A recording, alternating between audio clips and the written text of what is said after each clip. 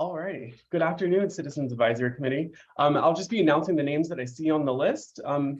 We'll be starting with, let's see, Kurt Nichols with Building Industry Association. Absent. Chair John Bly with Engineering Contractors Association. Present. Rick Letman with the League of Women Voters of Sonoma County. Yeah. Lisa Badenfort with the North Bay Association of Realtors. Welcome, controller. And then North Bay chapter of the Electric Auto Association. I believe we have a representative from them today. No, absent. Natalie Higley with the North Bay Labor Council. Present.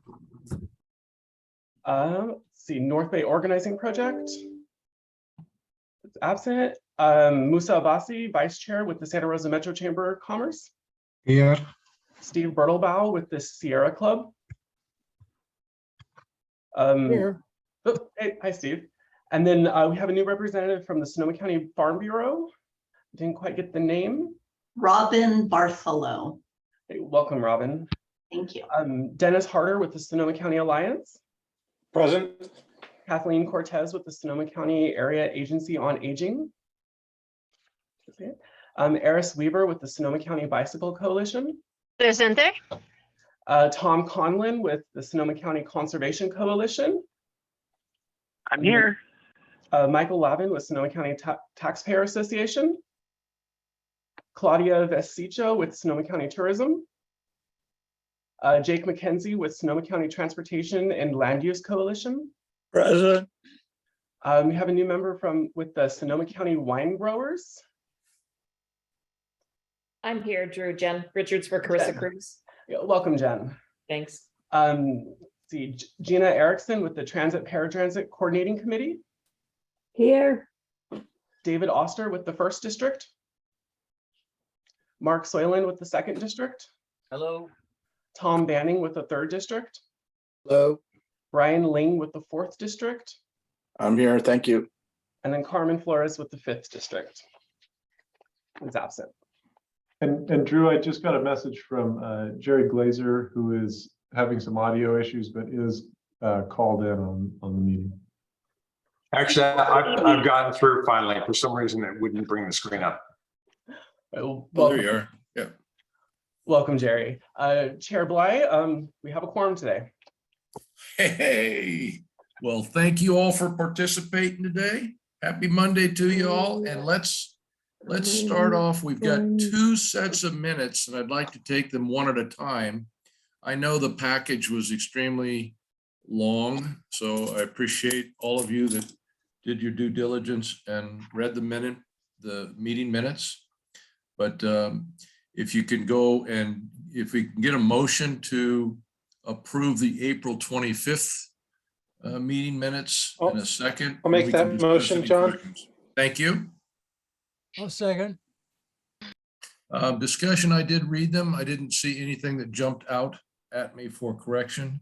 This crack staff does such a great job. Thank you, guys.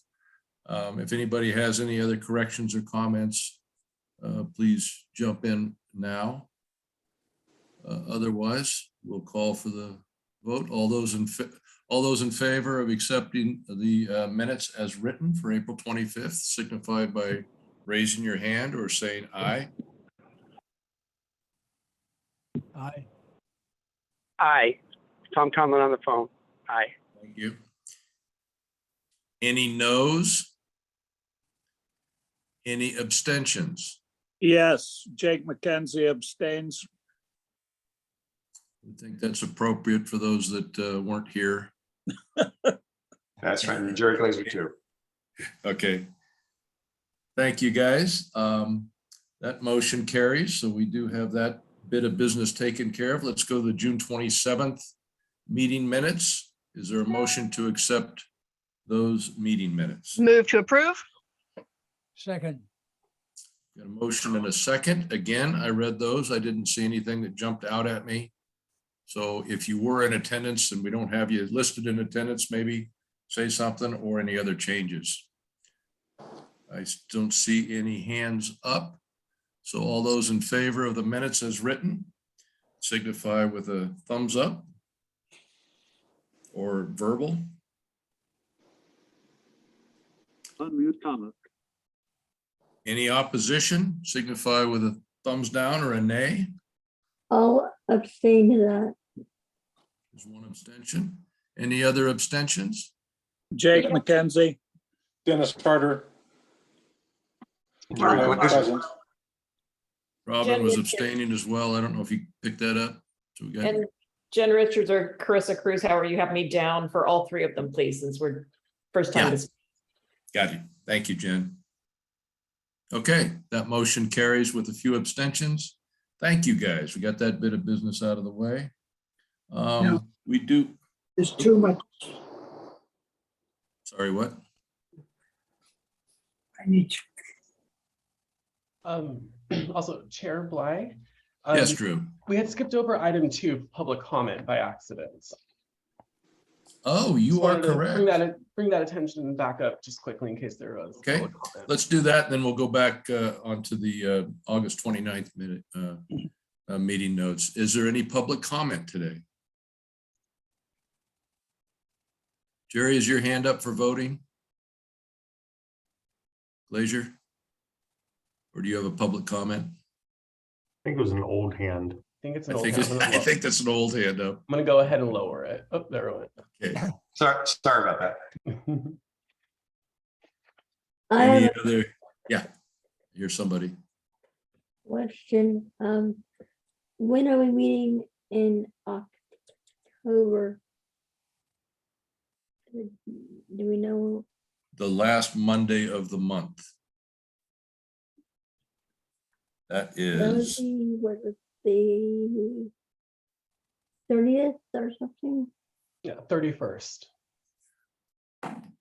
Halloween. I expect you all to be in a fantastic costume too. I may or may not be here for that one. I've got surgery scheduled, so I may not be here. Okay, thank you. Okay, any other public comment? We do have some new seats being filled today. So you guys, for those that haven't been through this, we have a very full agenda today. And I don't mean for us to rush you through. So if you've got any comments or questions, there are no stupid questions. Ask away. We'll try to answer them as we go. These meetings, we have a couple of presentations today on Measure M under item 5. John, I think we have the August minutes yet to do. Yeah, I just wanted to do a little background. Thanks, Denny. I was just, for the sake of those new members, we'll go through the minutes as we were doing, and we got to get back to August 29th. Then we have 2 presentations that I will ask the presenters if they could shorten them just slightly so that we have time to go through the Measure M reporting, the financial statements. And I think what's most germane to us following the last couple of meetings is number 6, defining the CAC vacancies and achieving quorums consistently. If it's the pleasure of this committee, and dependent on the time, we may ask whether you guys want to postpone item 7, the vehicle miles traveled mitigation and reduction calculator, so we can go through item 6 in more detail and not be hurried for it. I'll accept, you guys want to think about it as we go through these meeting minute notes and provide a motion to do that. I'm happy to entertain that. Harris? What is item 7? Item 7 is a report by Chris, SCTA staffer on VMT mitigation and reduction calculator. It's complicated, it's detailed, it's important, but it might take a little longer than we have time for if we're trying to get out of here and watch the New York Giants whip the Dallas Cowboys. So maybe what we ought to do is move item 7 ahead of item 6 so that we can get through it. I'd prefer to not do that, only because item 6, I think, is more time pressing than item 7 for us right now. Thank you for the suggestion, but I'd rather, if we're going to postpone anything, I'd rather not postpone 6. Okay. just because we haven't had a quorum for the last two sessions. Jake? Yeah, Mr. Chair, do we have any idea how heavy the agenda is going to be in the month of October? Defer to Ross or Drew for that. I think it's probably going to be fairly full. Yeah, there's also a possibility, either October or November, finding a place for the VMT calculator. That would be my suggestion, Mr. Chair. I don't know if you want it in the form of a motion. I think you No, did. Yeah, but what do you think, Ross and Drew, for the time needed for item 7? Is that a 15-minute item? Mr. Chair, I can weigh in on that.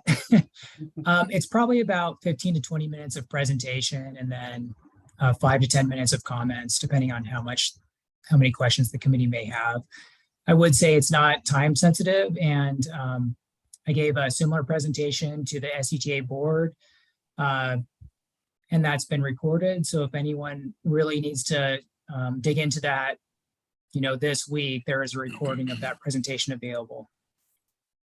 Let's see where we're at about 10 after 5, and we can take a vote at that point and see if we want to postpone that to either October or November. Thank you, Chris. Appreciate it.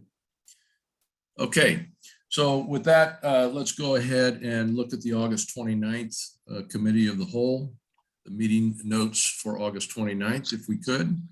Is there a motion to accept those minutes? I'll make a presented? motion. Chair Bly, so the Committee of the Whole meeting notes were provided for informational purposes. Since we didn't have a quorum, there was technically no meeting to act on. So these are provided just for the record that a Committee of the Whole was held in August and for the committee's interest. Okay, So there's no need vote for action. necessary. Yeah, Any no. corrections to those, just for the sake of accuracy? If anybody read those minutes and you have a correction to make, let us know. Seeing none, unless Jake's hand is up for that. No corrections. We'll just let that go as information only. Thank you, Drew, for that. And we are on to Measure M project presentation with our transit operators. Shauna, I think they're anticipating about 15 minutes per. Correct, Mr. Chair. We have all 3 bus transit agencies plus the Sonoma and Marin Area Rail Transit agency here to give a presentation for their receipt of Measure M funds. So I don't know that there's any particular order that they need to go in, but they are listed on the agenda as Santa Rosa, Petaluma, Sonoma County, and then Smart. So I would suggest that we take it that way. One other just note for the newer members on here. This meeting is recorded, so as far as note taking and so forth and so on, you can always go back. You don't have to scribble madly during this because there's a lot of information presented during these meetings. You can always go back and look at the video afterwards. So I just wanted to point that out. Thank you. I would like to say thank you for reminding me that we have some newer members here. So let me just give a brief introduction in that each month we bring a Measure M or Measure M recipient to you to present on how what they received funds for, how they were spent, what remaining funds they might have in the future in order to complete their projects and bring them to fruition. And so we ask the recipients to come in and give these presentations to you so that there is no need for it allows you the opportunity to ask questions and really understand how it works so that when we get to the annual report on an annual basis, you have some familiarity with each one of the projects that has received funding and had expenditures. With that, I would turn it over to Rachel Eade of Santa Rosa CityBus. Thanks, Shauna. Good afternoon, Chair Bly and members of the committee. It's great to be here to provide an update on CityBus and our Measure M spending, as well as some of our other projects related to our work with SCTA. I'm going to go ahead and try to share my screen here. Well, let's see, it looks like this is the one I want. All right, and I'm going to try to put this in presentation mode without something weird happening. Often it does get kind of weird. Are you guys seeing my presentation yet? Just that main screen. All right, well, it's not working. So I'm going to keep it just, oh, there it went. Okay, cool. I presume you're We seeing see the the small PowerPoint blocks on the left, Rachel, and then we see the big. Okay, you know what? Us. I'm going to take it out of presentation mode. For some reason, let me do this. I think you're going to want the, sorry about this. Trying to figure out how to, this happens to me sometimes. I'm trying to make it bigger for you guys. Is it legible? Can I go ahead and proceed? Is it all right? Yes, it is. Okay, cool. I'm going to go for it. I don't want to hold you up with my my technical issues. For some reason with my Zoom interface, I sometimes have these issues. Anyway, jumping right in, Measure M project presentation for Santa Rosa City Bus. I'm going to begin with a quick overview of CityBus. For those of you who may not be familiar, I'll keep it real quick. We are the municipal transit operator for the city of Santa Rosa. We operate 14 fixed routes throughout the city, as well as a deviated fixed route in the Oakmont community. We also operate Santa Rosa paratransit within the city of Santa Rosa, and we also serve some contiguous areas through our one-seat ride program that we've coordinated with Sonoma County Transit. That keeps some of our paratransit registrants from having to transfer between systems unnecessarily to get to their final destination. That's a newer program we've developed as part of our transit integration efforts. We operate the Santa Rosa Transit Mall Regional Hub with multiple intercity and regional operators connecting there, as well as provide connecting service to SMART at our 2 stations. CityBus is currently operating at about 80% of our pre-pandemic service level. The sole limiting factor to increasing that is driver recruitment right now.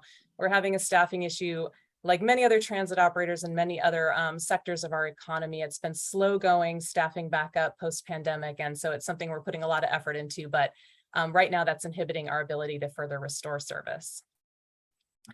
So in terms of our Measure M allocation, we received 1.1 million in fiscal 21-22. That made up about 9.5% of our overall operating budget. We do use all of our Measure M money in operations, so that went right into the operating budget to run the buses and run the system. And as such, Measure M, it continues to be a really critical, stable local source of operating funding for CityBus that makes up a really important part of our annual budget. And we fully expended our Measure M this past year, as we do every year. Moving on to just a snapshot. People are always wondering what's happening with ridership. This is a lot of numbers. I'll just stick to the high points. You can see in the tables here that we started pre-pandemic, we were about 1.8 million riders per year. That went down to less than half of that in fiscal 2021, that full pandemic year. At the end of last year, we completed a little over 1 million. So we're getting back on track, a long way to go to get back to pre-pandemic ridership, but on our way. Definitely. Rachel, can you click on slide 4 so we can see it on the big screen? Oh, you know what? It should be on slide 4. That's You're sharing the wrong screen. There it is. Oh my gosh.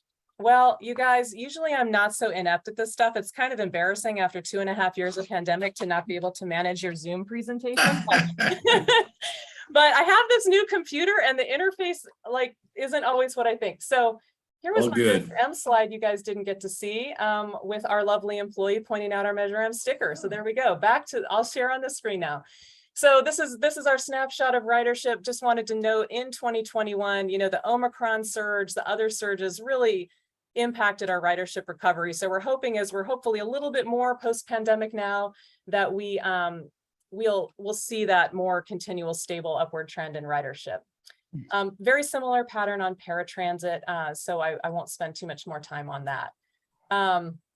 In terms of CityBus ridership recovery, this is just a quick visual of the information I just presented on this. The light blue line is 2021, dark blue is 21-22.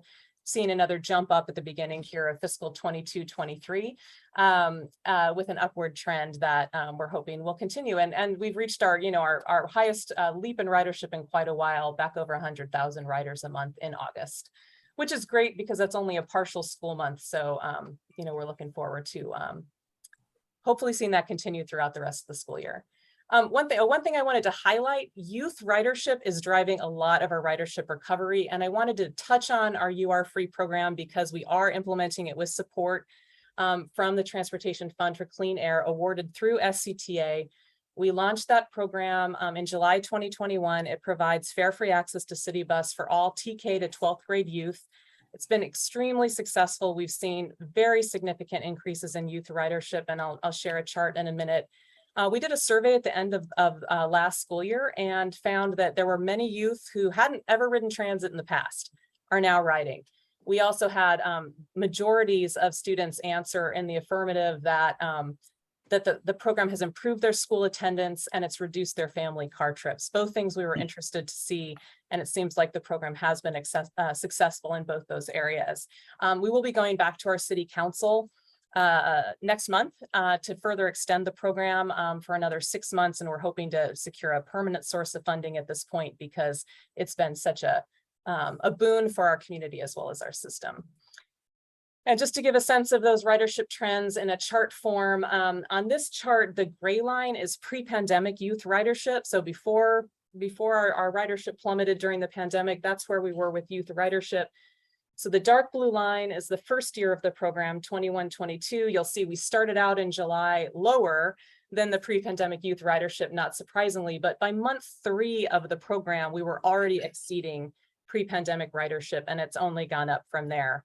So this year in August, we carried over 28,000 youth rides on that You Are Free program. And we're seeing, continual increases. We thought we had topped out at the end of last school year around 22,000 rides a month. And then August, we had 28,000. So really excited to see where this program goes as we continue into the current school year. Just wanted to wrap up with a little bit of a highlight of, what are the focus areas for CityBus in this fiscal year. Restoration of pre-pandemic service is #1 priority. We still have 4 routes operating at an hourly headway that should be operating at a 30-minute headway.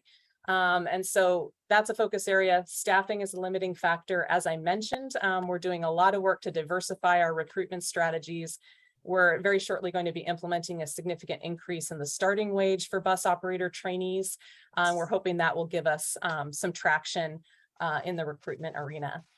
We're working on our short range transit plan update as the other transit operators are right now. We have some outreach and surveys going on right now to better understand how service needs may have changed in the last few years, especially with impacts of the pandemic. And then to understand what are the priorities for future service expansion, whether that's additional frequency, hours of operation, or serving new areas. And, one area, for example, is the Moreland Avenue area that we're hearing a lot in our outreach, which is currently outside the CityBus service area. And that looks a little bit down the line to Go Sonoma when there'll be some additional operating revenues available for transit, and thinking ahead about what some of those priorities might be that we'd want to bring forward for Go Sonoma funding. The TIES Transit Integration Initiative through SCTA is, of course, a major focus for all the transit operators. We're working on numerous fronts to create a more integrated transit system here in Sonoma County. And then finally, fleet electrification. This is very timely. We have our first 4 electric buses arriving starting tomorrow. We're really excited. We hope to have those in revenue service by December.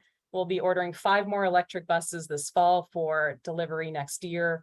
And with the SCTA sponsored TIRSIP grant, which we're so grateful for, we'll have funding for an additional 10 bus charging site, as well as 6 additional electric buses. So just because this is so timely that the buses are on a flatbed on their way here, I'll just share this image. 2 of our staff at the pre-delivery inspection just last week.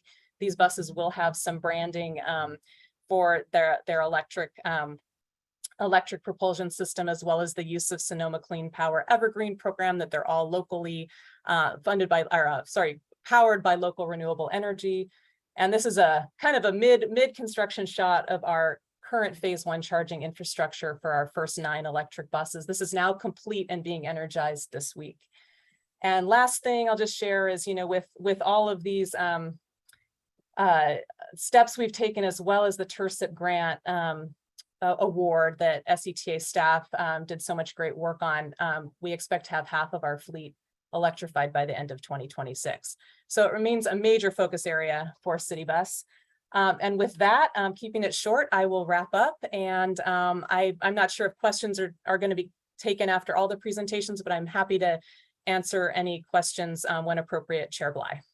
I think we go with the questions right now. Mr. Bertlebaugh has one. Thank you, Rachel, by the way. Very nice presentation. Yes, Rachel, can you give a little description of the TIES program and what it's supposed to accomplish? Yeah, so, I don't know if I'm the best spokesperson. There's many people on this call from SCTA and the other operators involved, but, the goal is to, starting with the local bus operators, Sonoma County CityBus and Petaluma Transit, to work in a number of arenas to create a more integrated countywide transit system. And we're talking everything from how we provide customer information to how we do service planning, to our fare policies being consistent, to have ultimately a unified brand for local transit in Sonoma County so that a rider can access any of our service and just have that interface be simple and consistent throughout the county, without so many kind of barriers that can occur when we have 3 different systems. So, while we're not talking necessarily about consolidation of systems from the rider's standpoint, it will feel like a unified system. And then certainly when we get into the service planning, that also entails how we coordinate with SMART, Golden Gate, and the other regional operators as well. So would that result in a bus schedule that had the schedules for all buses? I mean, theoretically it could. I mean, there's lots of different examples of how this has been done in other areas. And I don't want to speak on behalf of my fellow operators, but but the idea is that, we'll do everything we can to coordinate schedules so that important connections are facilitated between the operators. We're all changing schedules at the same time on the same dates so that there isn't a mismatch with one system changing and the other system changing a few weeks later. So that there would be that ability to, plan your local or your intercity or regional trip more seamlessly. Thank you. Great. And Jerry, and if you don't have it on your nameplate, could you quickly identify who you're representing? Thank you. Yeah, thank you. Sorry about that. I'm representing the North Bay Electric Auto Association. And when we get to item number 6, I'll explain why we haven't been at the meetings. A number of questions, Rachel. One is these are from Proterra, the buses? Yes. And do you know what kind of charging they use? What form of charging? Well, we're going to plug in. We're not using inductive. So these are going to be plugged in overnight at our yard here, and they're ABB chargers, if that means anything. Well, I don't know that one. And also the county has been using, I think from BYD, it's nice that you're getting US buses instead. One other question, which is just basically, and one of the other roles I have is I'm on the MTC Policy Advisory Council as well. And one of the task force I'm on is basically seamless to coordinate the schedules. Are you guys working with the team? Because we're just starting to meet now on scheduling so that all the different providers actually can have buses show up at the same place at the right time for transfers. Yeah, for sure. And multiple people on the call from the transit as well as SCTA staff can attest. There's been a couple of meetings where that's come up. And so, we're all working towards aligning towards those regional schedule change dates, those 2 a year at a minimum. So that is definitely, as we move forward with our integration and coordination efforts in Sonoma County, we're very much integrating also with where MTC is going on the Blue Ribbon Task Force follow-up, whether it be fare policy, schedule, service planning, et cetera. So there's kind of 2 tracks, and we're keeping them, connected as we go. But we got a little bit of a head start, so we're continuing to move forward, but making sure that we're retaining that alignment with the regional direction. Okay, and the only reason I asked the question about the charging protocol is it would be nice if the multiple different services, different transit districts could use charging from the different districts, especially for the county, because they have to get on route. You don't have that problem. Yeah. No, for sure. And I think Thank that's you. something we'll be working towards as a group. I mean, this is a transition that's a big lift for all of us. And the more that we can work together to share infrastructure, I think that's, in everyone's mind as a future goal. Yeah. Great points, Jerry. Devil's always in the detail, right? Anyways, thank you, Kathleen. Hi, Rachel. Thank you for your presentation. I just had a question. I understood from Yuri a year or two ago that there were no electric buses available for paratransit service. Is that still true? Yeah, it's coming, but still in the market. We don't have, and Brian or Jared, correct me if I'm wrong, but my understanding is we don't yet have kind of the Altoona tested cutaway that's really available for procurement at this point in time.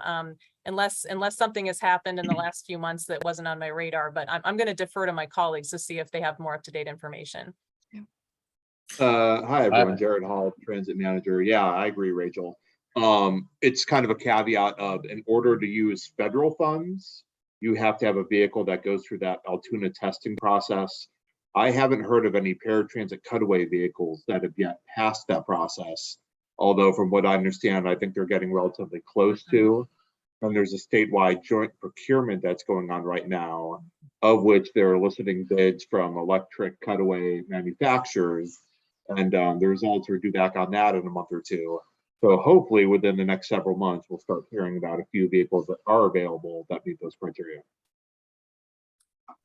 Thanks. Go ahead, Brian. I would just add it's range that's the big issue, is that the paratransit vans that are coming out have a range of 100 to 110 miles. And for the countywide service, that just simply wouldn't work for us. Our small cutaway vans go 250 miles a day, sometimes more. And so the market just isn't there yet. And also the paratransit vehicles aren't required by the CARB ruling until 2026 is when they're going to come out and assess the market. And I think probably by 26, there will be some all new vehicles, smaller size cutaway type that will probably better meet our needs than what's available right now. Yeah, thank you guys, and thank you, Kathleen, for your question. Appreciate it. A quick question, and that has to do with the increase in youth ridership. Are we seeing any security type issues that we see on the news in bigger cities? And do we have any police or any security that ride the buses intermittently to deter that? Yeah, we haven't had any major issues really. I mean, on the side of the youth, I mean, sometimes they can get boisterous, the buses get really full, but certainly nothing that's been a problem for us operationally. Honestly, the biggest issue is that at the schools after school, it's just like a scrum of kids trying to get on the bus. So we've had to work with the administrators there to really create an orderly situation for safety. I will say that, one challenge we do have is I think for a lot of parents, there is that concern about, will my kid be safe on the bus? And so making sure that we're doing everything we can to make sure our facilities and our buses are safe and feel safe and have a perception of safety. I mean, that's certainly something that comes up and that we continue to work on. We don't have any security riding the buses. I mean, we've got the operators there who are really skilled at handling any situations that occur with field supervisor backup. And, we're continuing to look at, for example, for the transit mall, other pieces we can add just to enhance security, especially that we have such a large number of youth, an even larger number of youth riding. But the good news is at the school bell times, there are just so many people that kind of creates its own security, because there's a lot of people around, and it doesn't tend to be a problem, a time where we have, security type problems. But again, it's a really good question, because, I think throughout the transit industry, we are seeing post-pandemic an uptick in security issues on board buses, in facilities. And so it's something that we are thinking about additional things that we can do. Well, thank you. Appreciate that. Okay, great. Thank you, Rachel. Who's next, Brian or Jared? I believe in the order is listed by that I'm up next. Yeah, excellent. Thank you. Go ahead, Brian. Thank you. Let me share my screen here.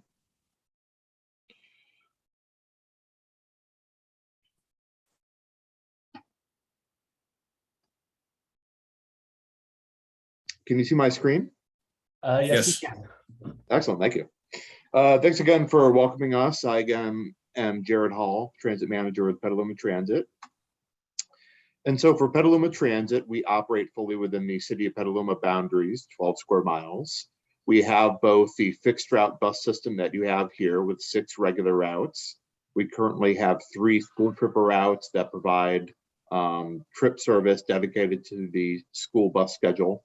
And then, of course, we provide door-to-door paratransit service, you know, both for mobility assistance throughout the community, and then also due to the federal requirement as a fixed route bus operator. So we do both of those from our facility in Petaluma at North McDowell and Rainier. Recent changes for us, we are back to our pre-COVID service levels, so that's great news. We do continue to see increases in ridership, which we'll touch on in just a minute, as we get the ridership back that we had previously. The most recent semester, we had to do a few revisions to our schedules due to some of the changes that the local middle schools and high schools had. And so we were revising those in August and September to try to best accommodate the schedules that they have. We've started the Clipper Start means-based fare program over the past year, something that we've been running that provides people with a discount for participating in that. In February, we launched a veteran and active duty military fare-free transit program.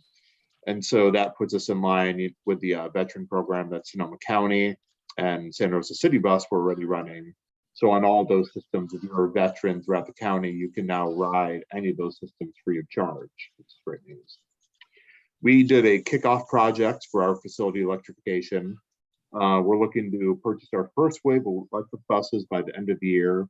So that would be 4 to 6 buses. But in order to do that, we concurrently have to work with PG&E to do facility upgrades similar to the ones that Rachel was talking about just a few minutes ago, so that whenever those buses arrive, our facility is able to handle them, charge them from day one. So that's a project that's currently going on right now. And then one of the items that Rachel touched on is the TURSIP grants, 24.1 million, which all the partners here worked on, which is great news. In the case of Petaluma, it'll provide funding for the Corona Smart Station, which I'm sure Smart will talk on in a bit more detail. And then we also have funding in there for improvements to bus stops, for expanded fleet electrification to do that faster, and to do upgrades to our transit facility in the form of installing chargers. In terms of ridership for our fixed route service, we're at roughly about 60% of our pre-service levels on fixed routes. I'll have to update that. And then on paratransit, we're at about 70% of the pre-COVID levels, although both of those services are continuing to see increases every month, generally. In terms of our Measure M funding, we received a shade less than 400,000, 397,000 the past year. And so that was an increase from the year prior when we received $245,000. What that's done is that allowed us to keep all of our service running, and we didn't have to do any service cuts, fortunately, throughout the pandemic, and we now have all that service back. But kind of similar to what Rachel was saying, our biggest impediment at the moment is driver shortage. So one of the things that we've recently done, of which a small piece of the funding is coming from Measure M, is we did an adjustment to all of our operator wages. And so it's not just bus drivers, dispatchers, it's mechanics. We contract out the operation of our service here with MD Transportation. And so we worked with them to come up with, market adjustment package that puts our wages competitive with other employers in a similar industry throughout the county, not just on the transit side, but everything kind of transportation related, because there's a lot of competition for employees right now, as I'm sure everyone can imagine. There's a lot of employers who are looking to hire people with a somewhat similar skill set, whether it's transit or whether you're, working for UPS or someone like that. So hopefully that will help us address this staff shortage that we have on the operator side over the next few months, so that we can operate expanded service, which we would like to do, such as, running more service on Route 11, etc. But some of the things that we have put the money for over the past year, beyond those wage adjustments, are providing increased service more frequently on Route 11, our east-west Petaluma connector, expanded nighttime service beyond the hours of 8 p.m., additional weekend service on Saturdays and Sundays, the grant funding was used as local match for multiple grants. And so that's one of the things that really helped us, put this funding into the best use possible, is knowing that we have a long-term locked-in local match already set. So if grants come up, they generally will require a local match components. And often the funds that we get from Measure M can help to fulfill, if not all of that, a portion of those local match commitments.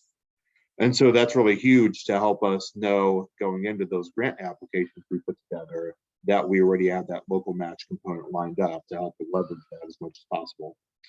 And it's going to help us set the stage for electrification, as we just mentioned. Some of the additional things that we'd like to do as we look forward, if we have more funding, as we get more into the revised Go Sonoma measure, that'll have some more funding for transit, of course.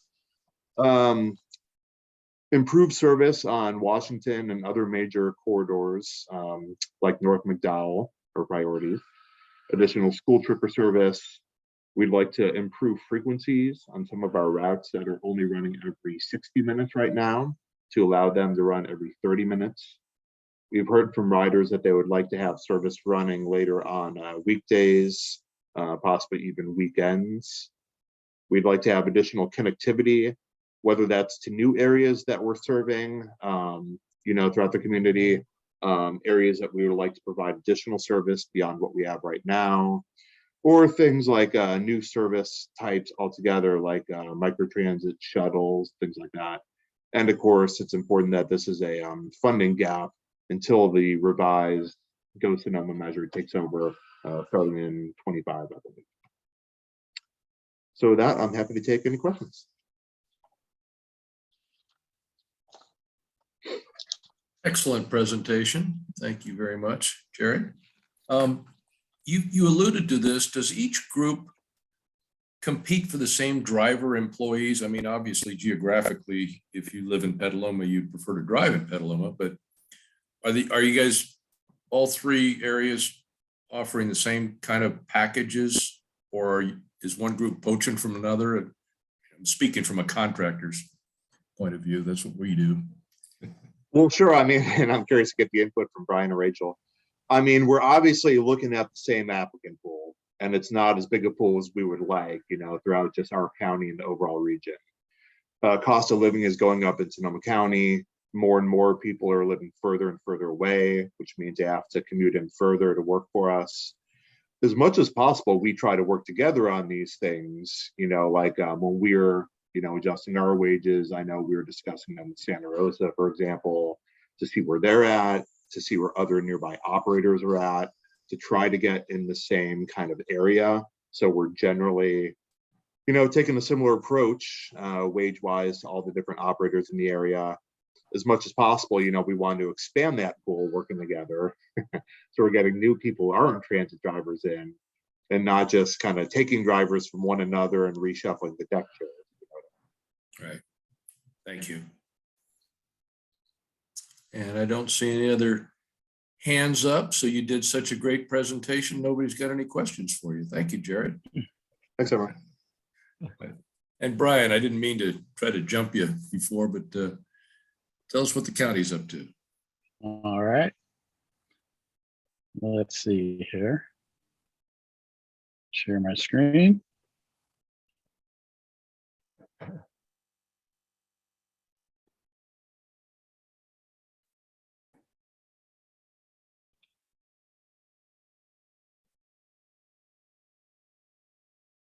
There we go. How's that? Looks good. Okay, good. Well, good afternoon, everybody. Happy to be here. I'm Brian Albee, a transit manager for the county, and I'll talk about Sonoma County Transit and kind of how we fit into the network that you've heard about from Santa Rosa and from Petaluma. We provide service where the others don't. We provide mainly intercity service that connects all the cities within Sonoma County with downtown Santa Rosa or in downtown Petaluma. Our service area includes the entire county. We're the local provider for Cloverdale, Healdsburg, Windsor, Monterey, Guerneville area, the Sonoma Valley area, and Rohnert Park. We have 9 local routes. that during the pandemic actually didn't see any reductions in service, and they all have increased in service over the last year. When I say that, I mean that they've all operate the same Monday through Saturday. Before we had a separate Saturday level of service and all the local routes, and it was less. Now it's all the same Monday through Saturday. So we found that ridership, although it's not quite what it is during the weekday because we don't have student travel, but it makes use of local transit much more convenient, knowing that it's the same time Monday through Saturday versus separate Saturday schedule. We have 10 intercity routes from Cloverdale to Santa Rosa to Rohnert Park, Cotati, Sonoma State, and Petaluma. From the west, we have Monorio into Santa Rosa, and then going east, we have Santa Rosa, Oakmont, and Sonoma Valley. And that's really the basis that Sonoma County Transit was built upon over 40 years ago now, is providing services that link all the county cities together with the two main cities, Petaluma and Santa Rosa. Our fiscal year 22 Measure M funds equaled $1,667,000. As you can see there, primarily went to fixed route transit, 91%, a little over 8% went to paratransit. And this will vary year to year. It really, you have to look at the whole thing as a total. And overall, the Measure M funds equaled 8.1%, which I noted in Jared's comments, I think in Rachel's too. We're all kind of in the 8 to 10% of our operating budget that Measure M covers.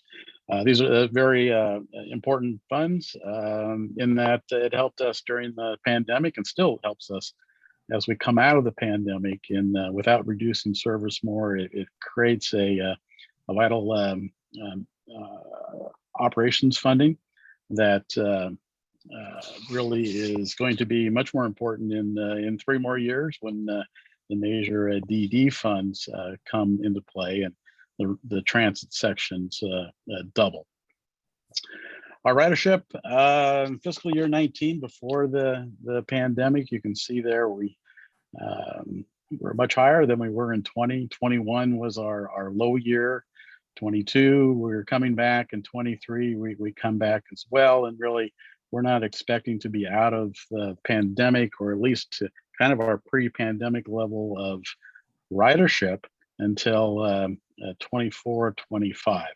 This has been really a slow growth, kind of slower than other parts of the country. The Bay Area has been slower. The return to the office work, the commute patterns have slowed, where we have maybe 1 or 2 days that are real high during the week, and then the other days are less than they are. But ridership is rebuilding. Today's level of service is approximately 85% of what it was the pre-pandemic level, and it's expected to grow to approximately 90% by the end of the fiscal year. As you know, there's been talk of a recession, and that is always something that transit is concerned about, because our funds, as is Measure M funds, come from sales tax. So we don't want to get ourselves overextended. And really, I think over the next 6 to 9 months, we'll kind of indicate where we might be going over the next couple of years. Fixed route fleet, we have 42 heavy duty 40-foot CNG buses. We have 4 minibuses, and we have 3 battery electric buses that we started operating almost 4 years ago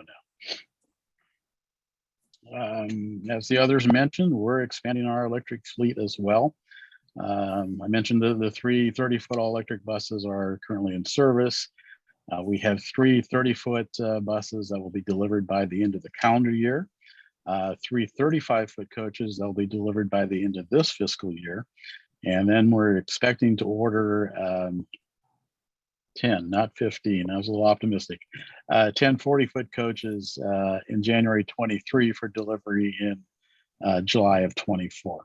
In July of 24, approximately 45% of Sonoma County Transit's CNG powered fleet will be replaced by all electric coaches, which is a pretty big milestone. We're we're looking to build additional charging facilities. We just had a meeting last week with PG&E and our engineers, and the thing is getting capacity for all of these additional electric buses. And I think Rachel alluded to it, Jared will hear more about this as he gets into this. This is the problem we have with the utility, is getting capacity.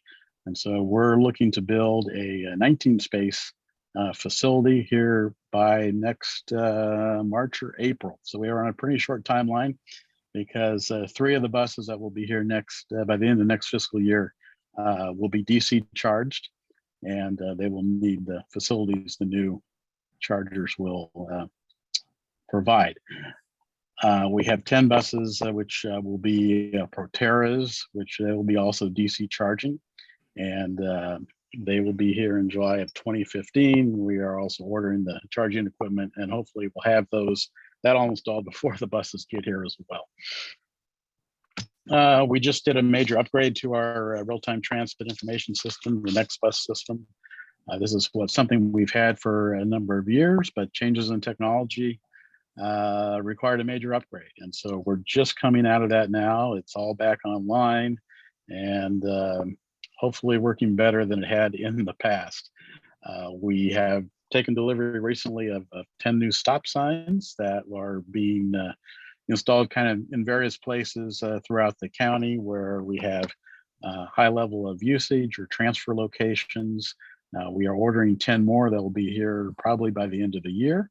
And these signs are really, we feel, are maintenance free. We've experimented with signs over the years that are solar powered and such, but we haven't had much luck with solar. And so these signs operate on a 3-year battery and require a little maintenance, and we can monitor them all from our office. And we are excited with the performance we've gotten out of them so far. Our free fare program that started with local service back a number of years ago on Route 24 in Sebastopol continues. We have all the local routes now operate fare free. And this has really increased ridership by high school students in Sebastopol, in Sonoma Valley, in Windsor, and we expect that to continue in the future. Also, Roner Park in Cotati. So all our local routes are free, dating back to 2015. College students ride free, as do veterans. Those programs continue as well. And then we have paratransit. Paratransit operates the same hours and days as the fixed route service. It too kind of fell back during the pandemic, and really paratransit and fixed route are operating roughly 65% of their pre-pandemic level of service. Both are increasing, and as the others alluded to, we have challenged hiring drivers. Either the pool has decreased, or people have moved on to other things, but we are all challenged, and so is the Bay Area, and really the country, is just the availability of the people wanting to work in transit hours, work 7 days a week. Those are all kind of unique to what we do, and we're finding it very hard to find some replacement drivers. And so that's limiting our expansion as well. But hopefully, over the next year, we will see some improvement with that. That concludes my presentation. Well done, Brian. We've got 5 questions. Steve Bertelbaugh. Yeah. Unmute comment. Currently muted comment. Alt plus. Thank you, Brian. I have 2 questions. First one is, Sure. how are the electric buses for range? Can you handle all routes with them, or do you have to be selective? The second one is, what about service to the coast? Okay, well, the electric buses, where we place them in the county, as this is where we're starting, we're putting them close to us. And so they operate in Sebastopol, Roner Park, Cotati, and the furthest one now goes to Healdsburg.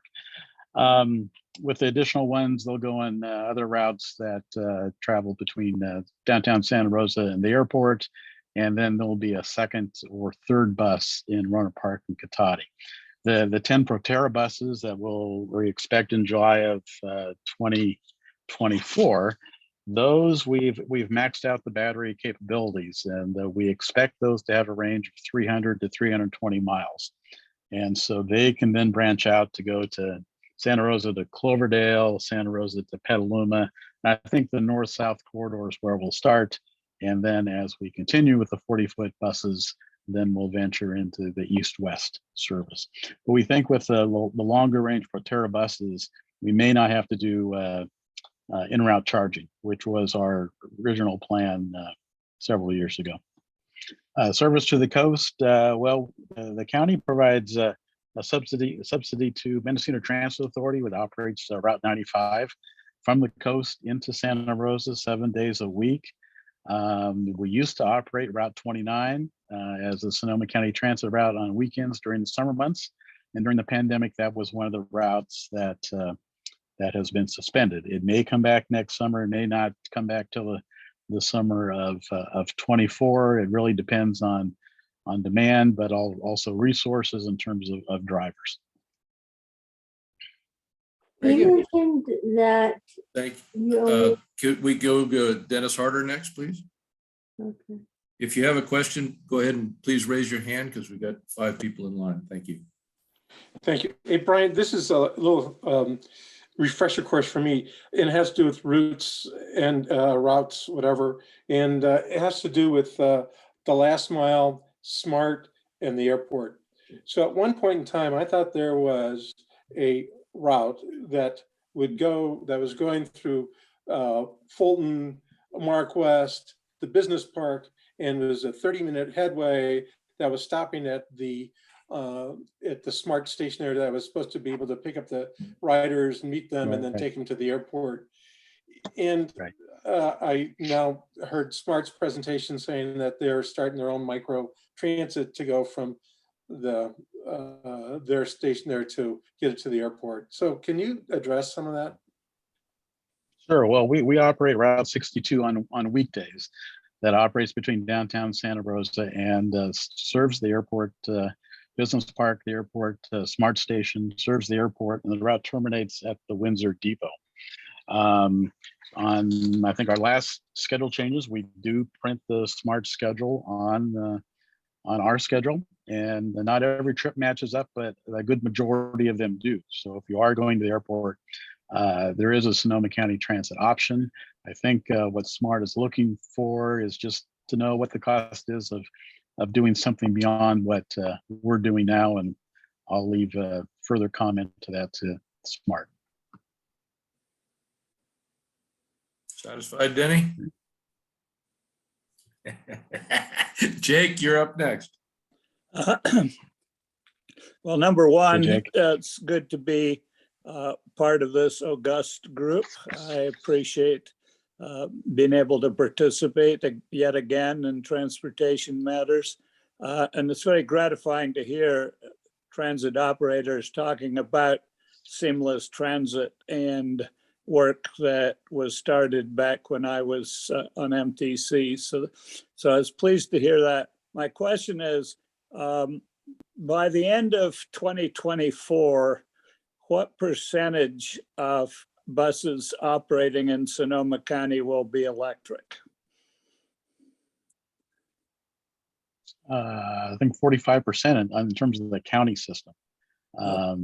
Probably will increase to about 60, maybe in 2026. Okay, and if you add in Petaluma and Santa Rosa, what percentages could one expect, echoing what Brian just said? For Petaluma, I would say about 20 to 40% over that time frame. Okay. Yeah, I mean, we're going to have a big buy in the sort of 24, 25 timeframe. So we'll be a little over 50%. We're saying by 2026, it could be 2025. So I'd have to do the exact math prior to that. And we're not exactly sure how we're going to parcel out those purchases. But in around that timeframe, we'll be at 50%. Yeah. No, I think that you're making the point that I was hoping you would make that this is a pretty major transformation that's taking place over these next few years. And then, of course, the next leap will be, will there be the funds available to make that leap from the 50-60% to the 100%? But that's obviously ahead of all of us. But thank you very much. Thank you, Jake. Jerry Glazer? Yeah. Brian, you spoke to the NDAA, probably 3 years ago when you deployed the first electric bus. I remember that. One of the questions I had was, you're looking for the longer range buses. So you've given up on the idea of perhaps having depots like for places like Cloverdale, so you can get on route without having to, burn that extra cash for the batteries? Yeah, we think that with the long range Proterra buses that we are planning to purchase, we can do away with remote charging. And I think in my presentation I said probably Cloverdale, Sonoma Valley, Monterey, and possibly Petaluma would be the 4 locations. Hey, one of the things in your little deck, you showed the vehicles charging. My history was deploying electric buses and trucks. And one of the challenges has been the utility getting enough power to the site. There's several companies, I don't know if you looked at them already, that will do balancing now between the vehicles so that you can do the fast charge on a number of them and then slow charge later on. So you don't need as large a connection. One last question had to do with connectivity. And the connectivity I tried was this, to go to an MTC meeting. I wanted to go from Sebastopol and take SMART and then get on the ferry. And I found out that in taking Sonoma Transit, that I have to walk from the transit center over to the SMART station. Is there a reason why we don't have connectivity to get to the stations? And the fact that they're deploying their own buses seems kind of silly, quite frankly. What are you talking from downtown Santa Rosa to the SMART station? Yeah, it's not that far a walk, but it's a walk. Right. Well, I'll let Rachel chime in on that. The city did run service for, I think, over a year, and it just had low ridership and high cost. And that was simply what doomed the service. Okay. Yeah, and I'll chime in. Yeah, we did have a shuttle that was a pilot that was not successful at that time. But I think the thought is that with the further densification of the downtown area, and especially as we get a little farther from the pandemic, there could be a concept that is applicable again to help bridge that gap. But for the time being, we have 10 buses an hour from the transit mall right by the downtown SMART station. So we do have that 15 minute frequency that people can hop on a bus. But yet again, I recognize that's yet another connection, right? You've been on Sonoma County Transit, you're getting on a city bus, then you're getting on SMART and getting on a ferry. That is not a seamless trip by any stretch. So, I definitely think that that connectivity with SMART is definitely a focal point, not just for SMART, but for all of us thinking about the service planning element of this, integrated transit process that we're working on. And that we haven't quite jumped into the service planning, network planning piece, but obviously improving that first mile, last mile, or intermodal connection to SMART is definitely a goal. So point really well taken. And I think more to come on that particular challenge area for sure. And the curious part was this: if you use the applications to plan a trip from point A to point B, it doesn't include your buses to go from the transit center into SMART or anything else that would go through there. Actually, I worked out the plan to leave from Sebastopol to show to an MTC meeting at 1:30 on a Wednesday, and I have to leave on Tuesday at 7 p.m. in order to get there in time. That's not going to work for you. So that's good to hear. I'll have to check into that. All of our service, all of our real-time information should be pushed to all the platforms, the apps. And so I'm not sure why you encountered that issue. Is something I'll look into, but certainly, we have a super frequent connection from the transit mall to that station. And, if you were transferring from Sonoma County Transit, you would get a free ride on CityBus. You wouldn't have to pay an additional fare. And so, that's a piece that, clearly we need to make sure is going to be visible to riders, and that they understand that, yeah, you can hop on the city bus to show your transfer. You don't have to pay again to get to smart. So thank you for that. I'll look into that and ensure that our trips are showing up. Appreciate it. Okay, thank you. And I don't want to cut anybody off, but I am mindful of the time. So I'll just remind everybody, Robin Bartholow, Sonoma County Farm Bureau. You're up. You're muted, Robin. There Sorry. you go. Thank you, John. Thank you for those great presentations. I learned a lot. It seems like common among the three organizations is lack of workforce, bus operators.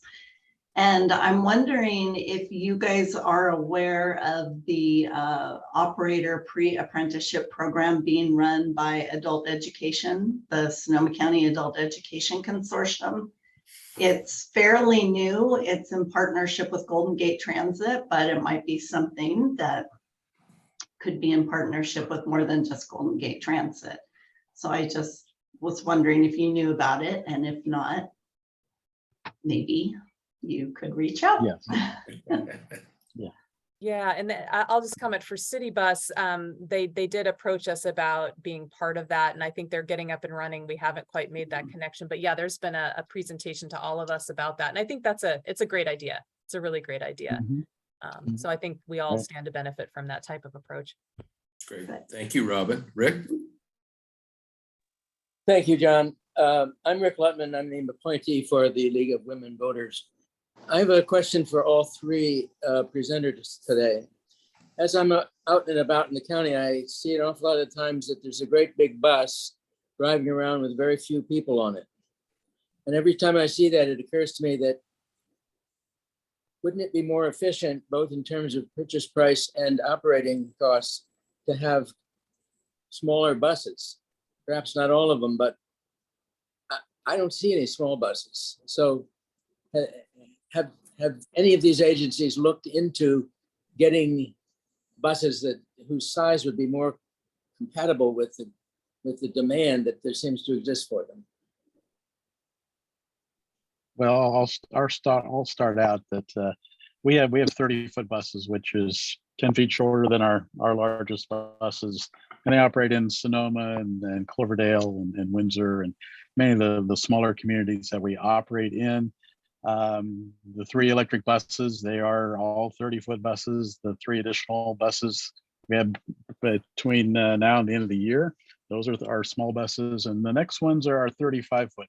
So we have kind of transitioned away from everything being a 40-foot bus. There's a place for those, and mainly it's on our inner city routes. That depends on where you see the bus. You'll see a lot of folks, but if you see it leaving Santa Rosa, different parts of the route, it'll appear empty, but during its route, it was probably 30, 40, maybe 50% full. Our capital costs are less with smaller buses, and the operating cost is about the same. Our big operating cost is labor and fuel. But your point is well taken, and we are operating some smaller buses more than we had in the past. And yeah, I would say similar for Petaluma's point of view. It's always something we're considering is the right size vehicles for our fleet. I mean, in our case, with our fixed route buses, a lot of transit agencies run those 12 years. We actually run our 15 years. And our fleet is so small, we have 14 of those vehicles, that it's really important for us to maintain full flexibility of them. We don't really have enough vehicles that we put dedicated vehicles on dedicated routes. So it could be running on one of the less dense routes on Monday, but it could be running a school tripper route on Wednesday, which may have, up to 60 kids or so on one of those buses. And so especially for agencies our size, it's really important to have that flexibility of any use that the vehicle could be running, over the next decade or so. I mean, you can always, put less people on one of those buses, like a 35-footer. You can't put more people on the bus if it's full. So we always try to balance that as much as we can. There is some cost savings with having a smaller vehicle, but it's still about 90% or so of the cost of the vehicle up front. And the driver wage is usually the biggest cost, along with the fuel being the 2 biggest. And the driver wage is the same regardless. And usually the motors, whether diesel or battery, are often the same. So there's very little savings there that we found. It's mostly upfront with the cost of purchasing that bus. But those are all the different kind of criteria and considerations we do when we look at building out our fleet long-term. And I'll just jump in. I don't think I have much to add to what Brian and Jared said. A lot of the same issues apply to our system. Our system in Santa Rosa is heavily interlined. So a bus might be on a school trip or a major corridor like Mendocino and Sebastopol and have standing room only. Then it might go out to Rincon Valley on the next trip and it's a little bit lower density. We also do have a few 30-foot buses that we run dedicated in areas that have lighter ridership. And I think as we think about our service model going forward, there could be an application for even smaller vehicles. We think about, how we serve an area like Fountain Grove that doesn't need a 40-foot bus based on the level of demand. We don't currently serve Fountain Grove post-pandemic, but, we're thinking about how do we serve it in the future because there is demand up there.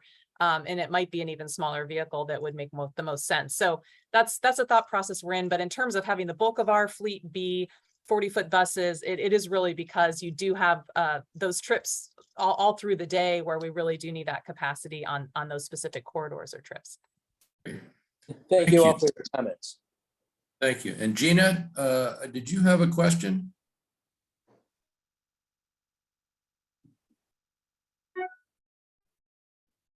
Unmute comment. Yeah, I wanted to know a couple things. Why aren't you guys operating on Sunday, and are you guys gonna start service on Sunday? Because I know that you guys run Monday through Saturday, but what about folks who need to get to, like, say, church on Sunday or something?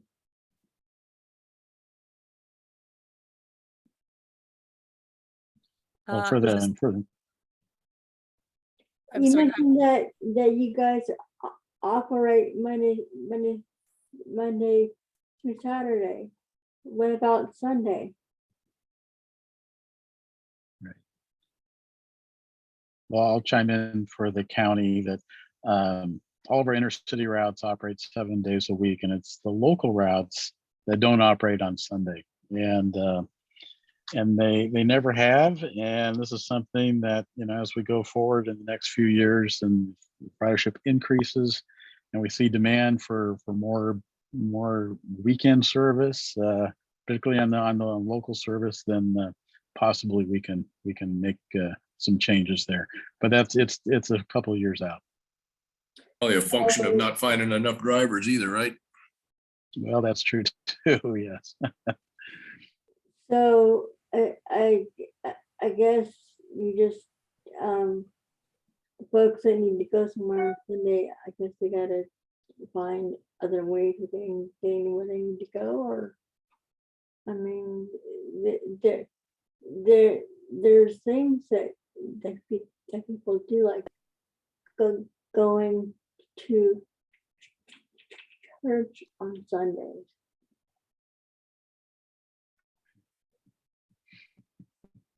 Yeah, and I'll just chime in for Santa Rosa because I appreciate the question. We do operate 7 days a week, but our system does have a shorter span of service on Sundays. And that is something we hear because we start a little bit later in the morning. For some people, they aren't able to get to some of the destinations they'd like to on Sunday mornings, such as, church services.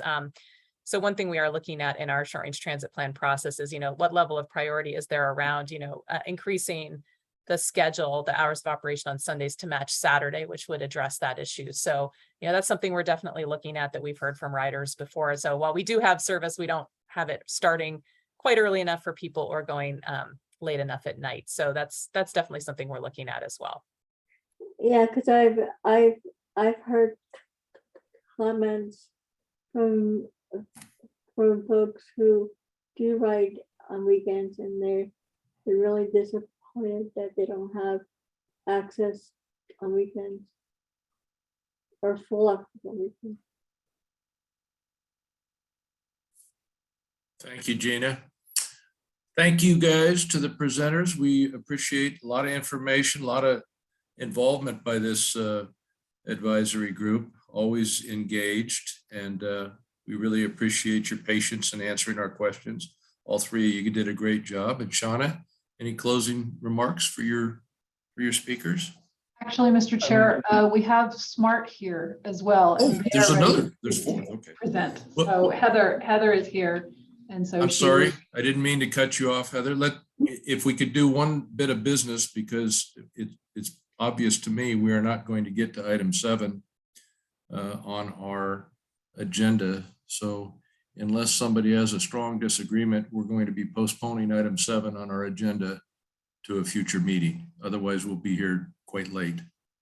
Is everybody okay with that? John, I'll make a motion to postpone item 7, to the October or November meeting as staff, finds appropriate. I'll second that motion. Thank you, guys. Is there any objection to that? And that motion carries, and we'll do that VTM study in October or November. Ross and Drew, you guys will be able to work with Chris on that. Thank you, guys. All right. So I'm sorry, Heather, I didn't mean to ignore you. I was just being mindful of the time. So it's your floor. That's okay. I'll be brief. I'm going to share my screen. I have the same problems with the Zoom. So let's see if I can bring this up. Can you see that? Yeah, we can see that title page. Okay. So just a little bit about where we've been. We just recently celebrated our 5-year anniversary of passenger service. So we were really excited about that. That was back in August. And then we currently operate 45 miles of passenger rail and 24 miles of pathway. Approximately half of that pathway we constructed and built and maintain ourselves. And the other amount is done by the cities and counties throughout the corridor. As you know, right before the pandemic, Larkspur Extension opened. And then, of course, shortly thereafter, we had the stay-at-home orders, which really didn't give us the opportunity to see what the ridership would look like once that extension opened. So we're kind of trying to figure out what our baseline is. So what we've been using is the time period right before that extension opened, and then we're hoping to grow from there. In May of 2021, in an effort to try to bring ridership back, we had been hearing through listening sessions that our fares were cost prohibitive for some people. So we did lower our fares overall by 40%. And at that time, we did restore service, including Saturdays. So we made quite a few changes at the end of May of 2021.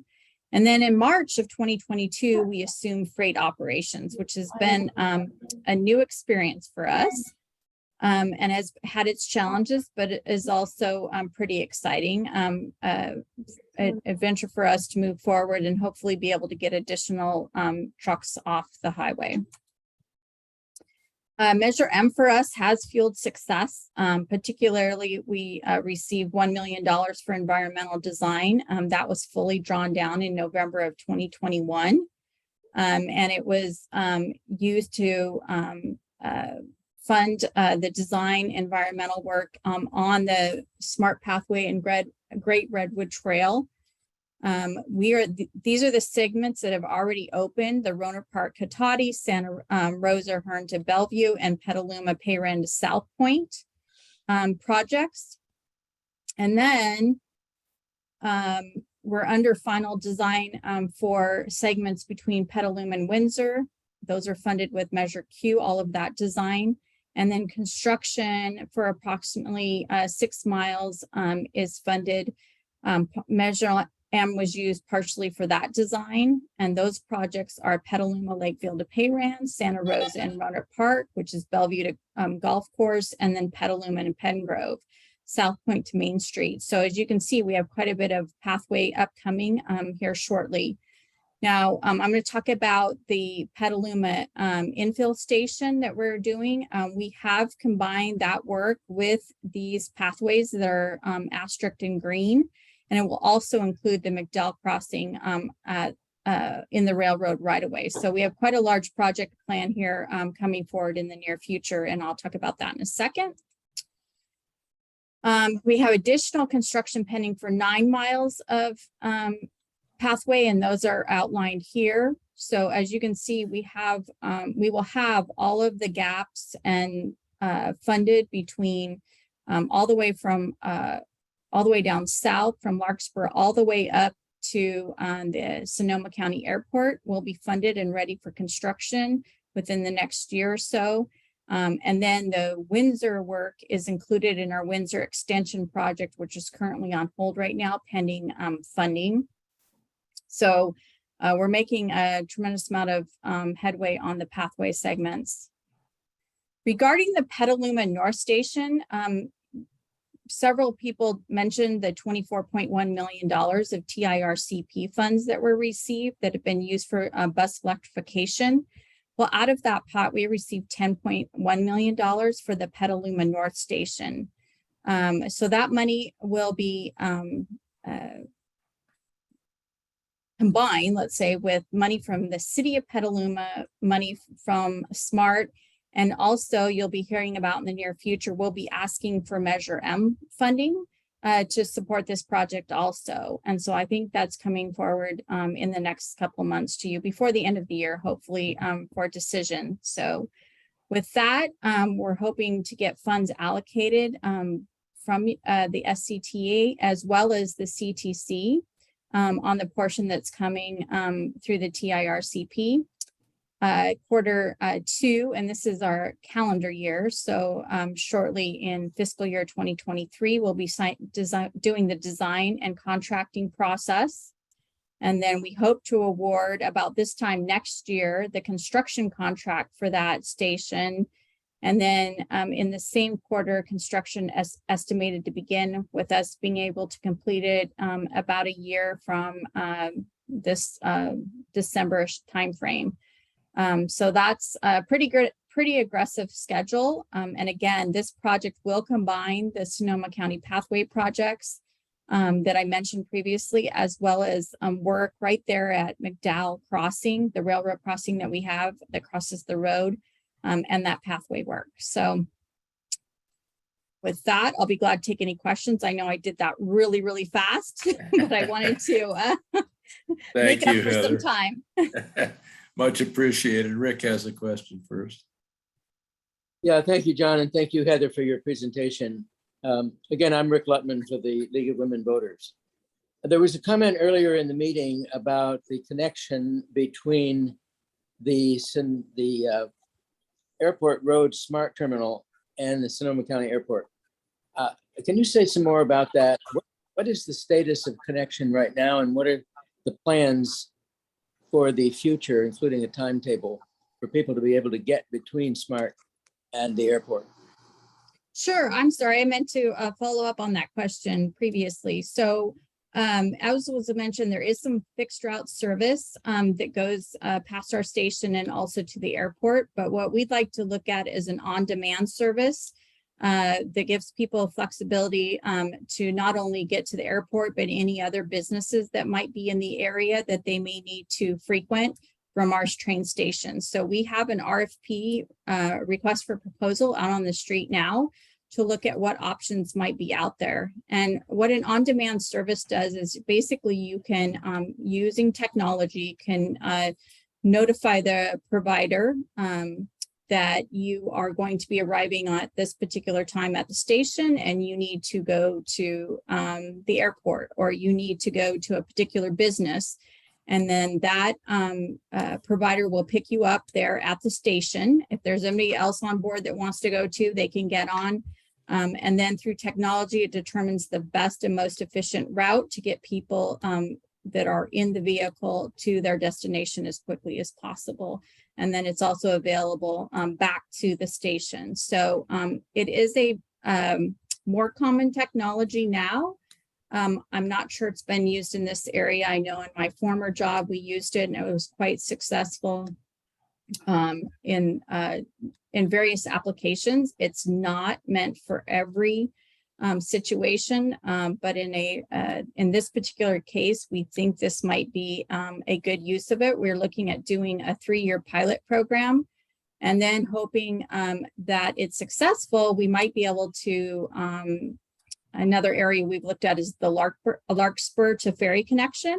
Is another good example where there's a shopping center down there as well as the ferry connection. That might be a good use of this technology also, but we want to see what it might look like and if there are providers out there that might be willing to provide that, and we'll see where we go from there. Do you have a provider in mind? I'm sorry, what was that? Do you have a provider in mind? I mean, would it be Uber? No, we're doing a request for proposal to see what's out there. Okay, thank you. Great. Thank you, Heather. Jake? Quickly, just on the MUP construction, I believe that some of the monies involving past construction around Runner Park benefit from our transportation impact fee that we impose on each housing unit built on the east side of Runner Park under our developer agreements. And I just wondering if you could confirm that you are receiving these monies. So yes, so on the Sonoma County pathway project that I mentioned, we're combining that design work for construction with the McDowell. We did receive some of the TIF money that you're referencing from that. And I can't remember the exact dollar amount, but I can find that out for you if you're interested. But yes, we did receive some of that. No, I'm well aware of the exact amount, but I'm making a point here that the city of Roanoke Park has never gotten any support from other jurisdictions when we have appeared in the past in front of SCTA.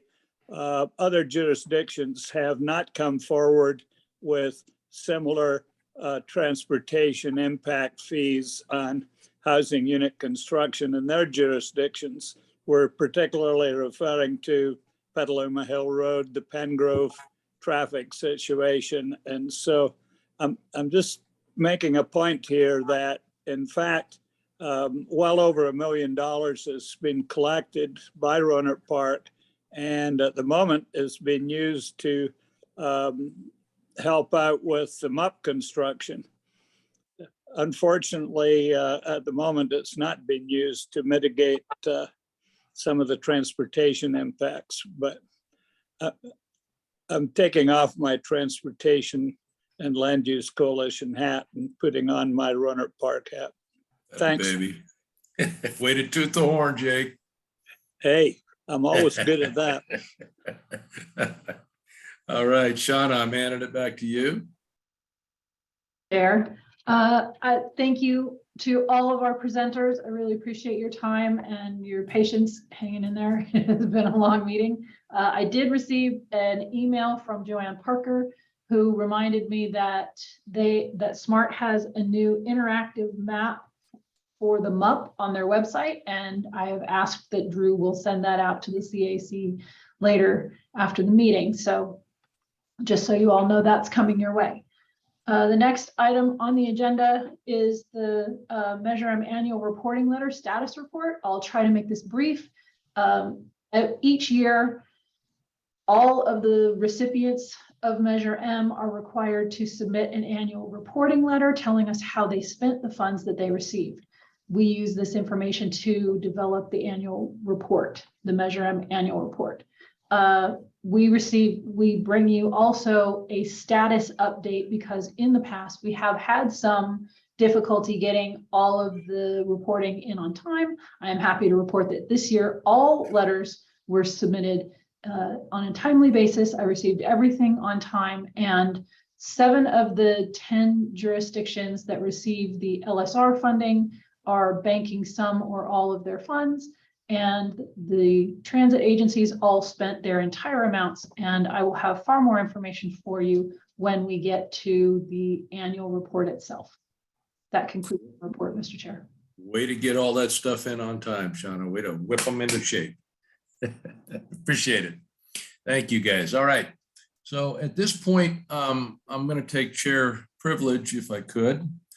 If I hear screaming from the other side, then I may change my mind, but I would really like to get, before we go on to financials, to item 6. just because we've had such a difficult time with the quorum, identifying vacancies and that sort of thing. So I will hand it off. Is this Ross, I believe? Yeah, Ross, would you address what steps we've taken to identify the vacancies and quorum issue? Thank you, Mr. Chair. I'll just briefly summarize the staff report in the agenda today. And we really appreciate the excellent attendance today, but we have had some quorum issues as of late, as was the case in June and August of 2022. Citizens Advisory members' time is valuable, and we want to make sure that the committee remains effective and is able to take actions in all meetings. Staff recommends defining a Citizens Advisory Committee vacancy as 3 consecutive unexcused absences at committee meetings. Once the vacancy is confirmed, the seat will not be counted when establishing a quorum. An excused absence will be defined as not attending a regularly scheduled CAC meeting without any notice to staff or committee chair. This option will help ensure a quorum is achieved and does not require changing the SCTA administrative code, which requires multiple board meetings and actions as well as additional public notice. So staff is seeking feedback on defining CAC vacancies to consistently achieve a quorum. Please let us know if you agree with the proposed vacancy solution or if you have other guidance. And we appreciate you serving on the CAC and want to keep it functioning as effectively as possible. Thank you very much. Yeah, and I just want to commend staff for coming up with that. I think that's a very good compromise position. Suzanne and I had a chat after last month, and I'm not sure what was said to, or if anything was said to the board regarding potential vacancies that might pop up after 3 unexcused absences. I believe if this is adopted by this, do we need to adopt this, Ross, by this committee, or is this now the rule? This is technically informational. So we need to take action and yes, say whether we like it or not. Okay, great. Thank you. Jerry? Well, I just want to pipe in on this because I received material on the meeting just about 3 or 4 days ago. So I had 200 pages to read and saw that the North Bay Electric Auto Association had membership on the committee starting in 2020 at one meeting during the time that I was the president of the organization. And it was a member of ours who actually is on the Citizen Advisory Committee for Tanya's group at RCPA that said, oh, you know, we have a membership. We have a seat at SCTA Citizens Advisory Committee. Nobody ever contacted us to let us know that we had such a position. We don't even know how it was created. So we wouldn't have appointed anybody. And it was the fact that Zano had mentioned that to us. That's what prompted me to write to you and find out about this, because it was a surprise to us. That's to lead to perhaps one of the first things to do is find the contacts and a positive contact to each one of the organizations to make sure that they know they're supposed to have a representative, because people do move. And in our case, we didn't know at all. Appreciate that. I can't speak for staff, but I know I personally called 4 or 5 of the folks that were on that list. They were 3 of them were well aware that they had a seat, but they had for years reached out to their membership and not found anybody to take that seat. So there's an issue there as well, Jerry, different than your issue. They knew about it. Okay. They hadn't been able to fill the seat. And because it looked to me like the seat was created in 2020 according to the notes that were there. And I was president then. So it kind of surprised me that they cut that date. Alan Soleil was the person who was the president or represented to be the president and attended the meetings for many, many years on your behalf. So yes, you had a representative, and yes, he had good attendance, and he was there from the beginning whenever he was appointed. So okay, before he moved out, and so Alan moved out of the area. you got it. That's whenever the vacancy came about. Yeah, and let me just make one other comment too. This whole discussion isn't intended to shine a light and say what bad participation one group has or another.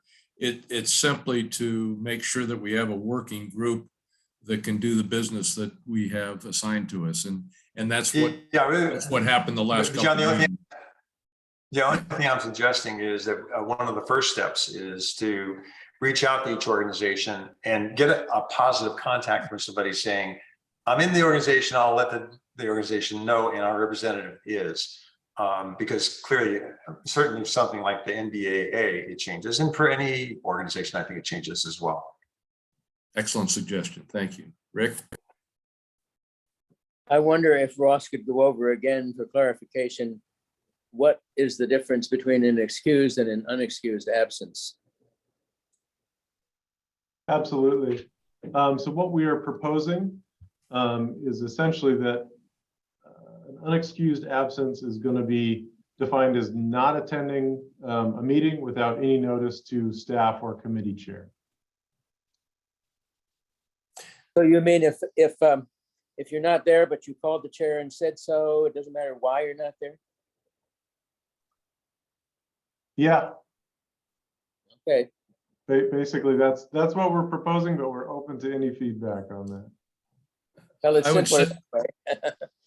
Yeah, I would say, having flexibility is recommended here. I do like Jerry's idea of making sure we have crossed our T's and dotted our I's by reaching out to somebody at the various groups. And I suppose we probably have. I know I personally as I said, I reached out to 3. I didn't contact the Electric Association. Sorry, Jerry, but I did contact the others, several of the others.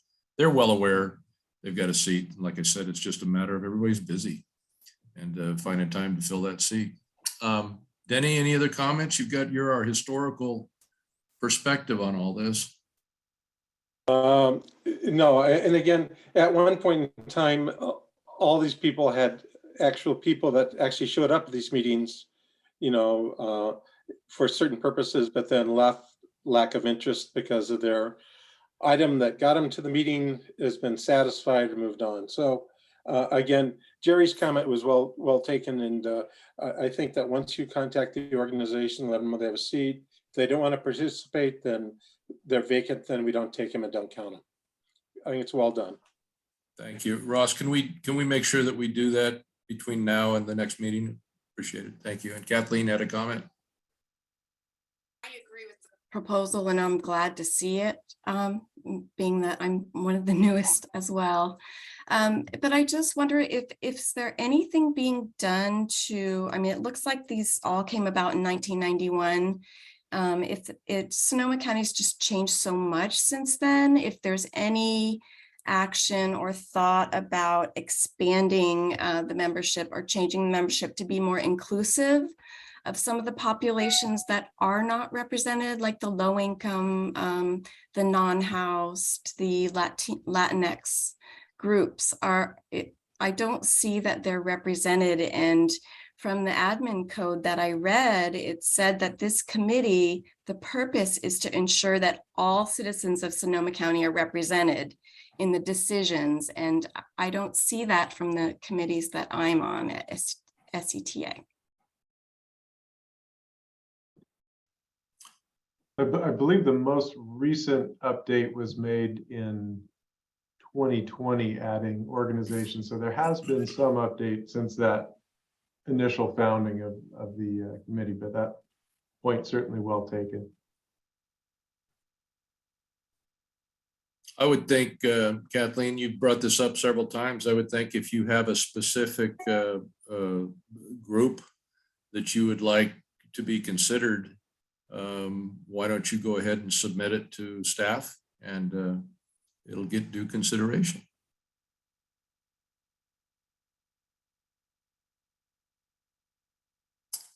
Dennis, is that an old hand? Up. Okay. Cool beans. Oh, Jerry? Yeah, I just one other question, and I wrote a note to myself about this. Is there a reason that the cities that we have in the county don't have representation on this, as they have numbers of boards and whatever that consider these things, and transportation is one that in most cases is a major concern. But I know Sebastopol, for instance, doesn't have a representative. I happen to be from Sebastopol, so I actually am contacting our folks. I saw some of the Measure M funds are dedicated to an area in Sebastopol, and yet there's nobody here officially from that organization. Again, I don't want to speak to the history of this because I wasn't there when it was first established in 1991, but I believe the original list of representatives they made an attempt to be inclusive for those that might influence Measure M in the first place. Am I speaking incorrectly, Suzanne, or is that fairly accurate? And then we've made several attempts over the years to kind of update that list. So the committee was actually created in 1990. I think Dennis might have even been on it back then. Is that right, Dennis? Yeah. So the idea behind it was to have a group of citizens representing stakeholder interest groups who care about transportation, and then the sort of geographic balance to get to, I think your question, Jerry, was using the 5 supervisorial districts as opposed to having 9 jurisdictions or 10, having 1 unincorporated and 9 cities. The idea was to have interest groups instead of individual geographically oriented appointees. Well said. Thank you, Suzanne. Oh. Ling, you might have been back on that original committee too, huh? No? So I think we've got a good start on a solution here. Kathleen can follow up if there's a specific group that she'd like to have us consider being represented and so forth, and or anybody else. But Ross, I like what you've drafted. I like Jerry's comment about reaching out to make sure that we have a valid email address and contact person for each of these groups that we have listed and so forth. So unless there's any other modifications being proposed, I would make a motion to accept this staff report as the way to identify the quorum and the vacancies. Second, Rick Lutman. Any other comment from anybody? And good question, Shauna. Do we still have a quorum? We've had Jake leave and Robin leave. I don't know if we've had somebody else leave. We probably still have a quorum. I believe we lost Eris too. Based on the new way of doing it, whether we have a quorum based on the old way or not. Participants. I'm still here. I got kicked off, but I had to get back on, but I'm still here. Okay. So this is not an action item since it wasn't noticed as an action item. It was staff requesting just kind of feedback from the committee. We'll bring this back next month as an action item to affirm it, if you would like. But we still have a quorum. If this was an action item, we would have been able to meet, to do action. Can we make it an action item? I wouldn't think we would be allowed to due to Brown Act considerations and how action items must be noticed to the public 72 hours in advance of the meeting. Fair enough. I would err on no, and that we would bring it back next month for action. Okay. So the motion and the second are retracted, and we'll revisit the vote next month. But a good discussion. Jerry had another comment. Yeah, one additional comment. The one change I would make to what staff has recommended is that there'd be something in there as well. You'd have 3 absences, but then also that staff would make an attempt to contact. And once they got a positive contact, the 3 absences then would basically drop that as a position. Yeah, I think we're saying the same thing. I'm going to assume that the staff is going to make a positive contact with each group. And then at that point, this would go into effect because we're going to.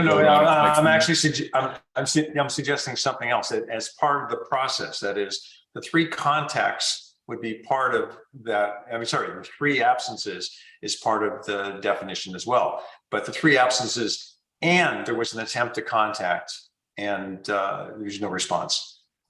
So could I get clarification from the chair?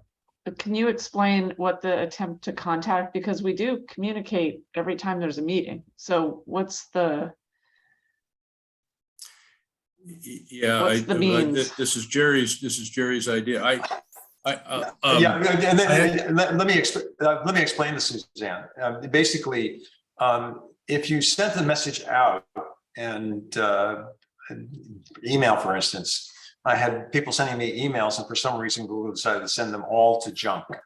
And somebody thought, "Oh, I contacted you," but no, they didn't contact me because I never had a communication with them. And in fact, even from here, I had to go look through my junk to find the contact after I even reached out to make sure that it didn't get lost. So the contact has to be a little bit more than we sent a letter or we sent an email. Okay. We will try. You know, sometimes people don't respond, and so we don't know if they've been contacted, but we'll try. I missed some meetings because I didn't know that they were being held. I didn't get a email saying that you guys had a meeting, so I missed like 3 already. Steve? Yeah, it seems to me that if somebody misses one meeting, that shouldn't have to generate a staff contact. If they miss 2 meetings in a row, then I think they should get perhaps an email asking if they wish to continue on the committee or not. If they miss 3 in a row, I think they ought to get a written letter that says that unless we hear from them, they get dropped from the committee and replaced. How about this? How about if we try and get phone numbers for everybody? I don't know that we have them. I don't know where that stands, but I can't send an email to see if you got an email, because if you didn't get the email, you're not going to get that second one. You know what I mean? So, right. Yeah. So yeah. You know, consider this a request that you communicate with Drew a phone number that we can reach, at which you can be reached. Yeah, and I Suzanne, I'm very sympathetic to this because running a bunch of meetings and so forth. I with all due respect, I just think that if you've got interest in being in the committee, you have a responsibility to kind of know about it, and emails going out to wrong email addresses are one thing. So I think we make an effort to make sure we've got a proper email address, and that would include having a conversation probably. If you guys don't have a phone number for them, reach out to me, maybe I do, reach out to 2 or 3 others on this and so forth. But, you know, I think you make it your best effort. And if people haven't showed up for, and I'll just pick on the taxpayers, just for the sake of picking on the taxpayers, if they haven't showed up for a year or 2, it's pretty obvious to me they're not interested. And I don't really want to burden the staff with going to a lot of effort to find out that they're not interested. Does that make sense? They've expressed a lack of interest directly, but yeah. We've got a couple of good suggestions. Thank you, Jerry and Steve and Suzanne for interacting with us. And I think we got enough, hopefully, Ross, to put this as an action item for next month. And we'll move on. And any further comments on this one? This was a big one for me. I appreciate you guys. So let's move on to financial statements. Okay, James. So those of you that are new to the committee, the financials are included each month in the packet. They come in 3 different flavors. The first is a direct report from our EFS, our Enterprise Financial System. And then there's 2 tables. The tables come in 2 different flavors of a expenditures to date and expenditures and revenue since inception. So you have essentially a fairly light table that just has a couple months, July and August included. And then the other one from the inception of Measure M when revenue started back in 2005.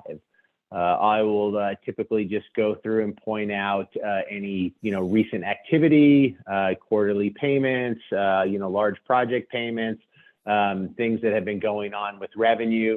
We're pretty early in the fiscal year at this point, being only 2 months in. I don't have anything special to report. I do look forward to our auditors in August reporting out on our fiscal year 21-22 audits at our next meeting. And with that, I can take any questions on the financial statements.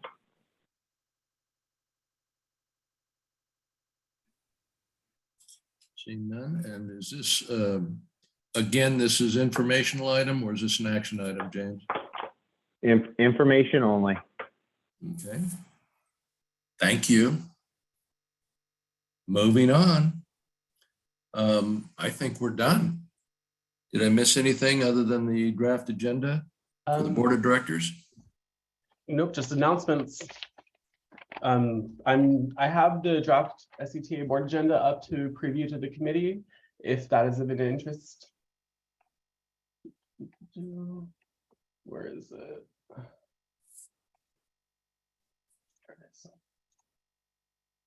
All right. Logitech web Zoom meeting. Mute comma, currently unmuted comma. All right, so I believe I have the right screen shared.